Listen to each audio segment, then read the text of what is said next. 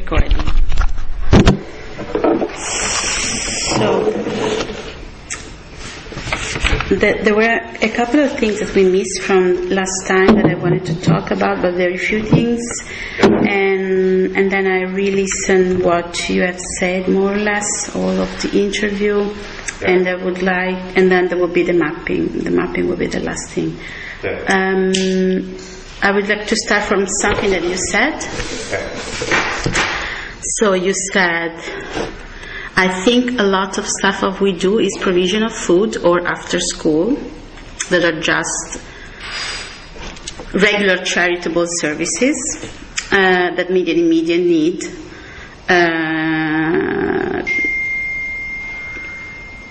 Sorry, because anyway, what they will really need is to build capacity. And so the consultation of Oliver Bonhouse was a stepping stone for Robert Emmet CDP. It was a serious piece of work, and I was really keen to this consultation. Okay. That sounds good. You took out to put that. Yeah. Thanks. Can you explain me more? I'm still sweating, sorry.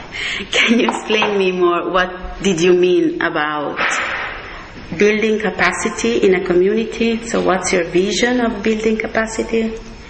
Yeah, so I think the first thing, and we actually did this maybe at the very beginning of this year or towards the end of last year, we surveyed the community and asked them lots of different questions about what they would like and services they would like, what they need, and all of this. And I think then after that it's to I guess consult them and how can these steps be achieved, and then to facilitate either the general community or groups within the community who want to achieve specific goals on kind of how they want to achieve those specific goals, identify stakeholders that are relevant, and then help them engage with the stakeholders. I guess I have a personal thing that I think really works, and I've done a tiny bit of research on it. It's done in Paris. I think 5% of the municipal budget is spent on participatory budgeting projects, so they're voted on, and then there's a mechanism for the distribution of the funding. You can also check in Brooklyn. They have been doing that for a long time. I would love something like that as a kind of tangible outcome. Yeah. But yeah, for building capacity, asking people what they want and talking to them about how they can achieve that, and then facilitating the contact with the stakeholders. So you didn't apply some kind of preliminary idea that you had already in mind? So you asked them first, and you... that was part of our strategic plan, just to make sure that our strategic plan was actually relevant. So it was very general. But I guess building capacity, so we did the consultation, but we support like Oliver Bond Residence Group, we support Watling Street Residence Group. These are really building capacity things. Anything people want, we help them identify ways of doing that.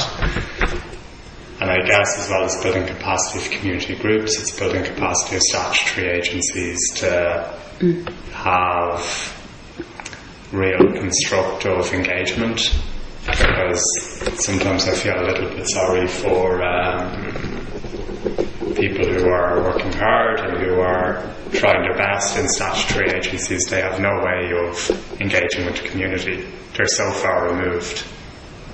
But when the community group has actual agency and can ask constructively and can engage with like local councillors, with elected representatives in Parliament, with the media, then statutory agencies have a real way of justifying their decisions, and they have the necessary capital is there for them to kind of move around. So I think it kind of works both ways, and I think that's if you're a community development project, that's how you develop a community. You don't develop a community just by providing charitable services. Although they're really important to meet immediate need, I don't think you are a community development project. Fully. That's all you do. Fully.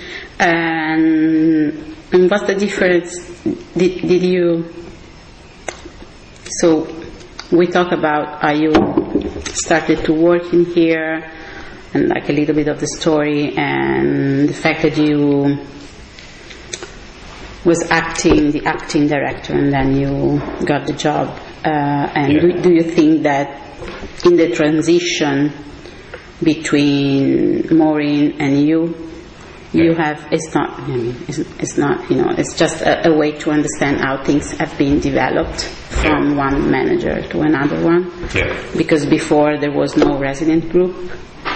So do you think that you have contributed in a different way, in a better way? Yeah, so I think there were different, like in Overbond, I think there were different iterations of residence group, but it's so... Different?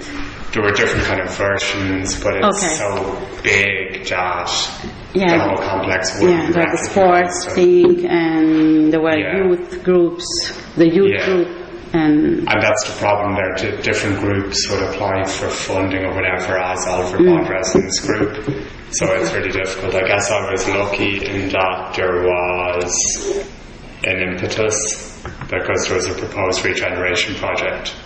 So there was a real impetus to have a group of residents who could negotiate or respond collectively. So you kind of got the chance of developing something more out of the regeneration proposal issue. It was necessary, and people could see the need for coming together. But when I started here, there was a group of residents who were receiving training from Peter Dorman and Cam that Maureen had drawn down and had gotten going, so I was really building on that. And then just as the regeneration thing progressed, then it was organic. It was a need for regular meetings, and but Maureen had started sometime.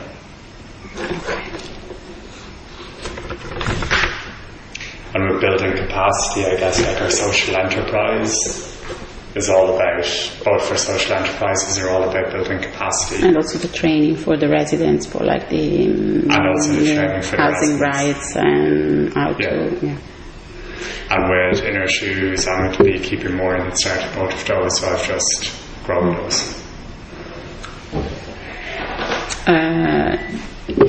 Okay, we kind of... Just to end this argument, do you see any particular criticality in... It's an academic term. I think your English is perfect, but that's very I don't want to say critique any particular problem. I'm not talking about social problems, but in the resident group. It's still at the very beginning, so you have... Because of COVID, even though it's a year and a half on, it's still at the beginning. Okay. Do I see any issue? Yeah, any issue? So many, Is there anything that you want to share? Talk about? Yeah, so it's like 1,200 people, probably more. Living there who've been completely underserved by resources, and so there's a lack of trust of, I guess, any kind of external service, including like Robert Emmett CDP. So there'd be a lack of trust in our motives or what can be achieved, and it's just very difficult to engage. I've found to engage the residence groups strategically and to say that all of this work needs to be done, these meetings are important, all of these letters to politicians are important to get a regeneration that's representative of your needs, even if that is in a number of years. Just say it's never going to happen. We were told us 10 years ago, 5 years ago by you, by the government, by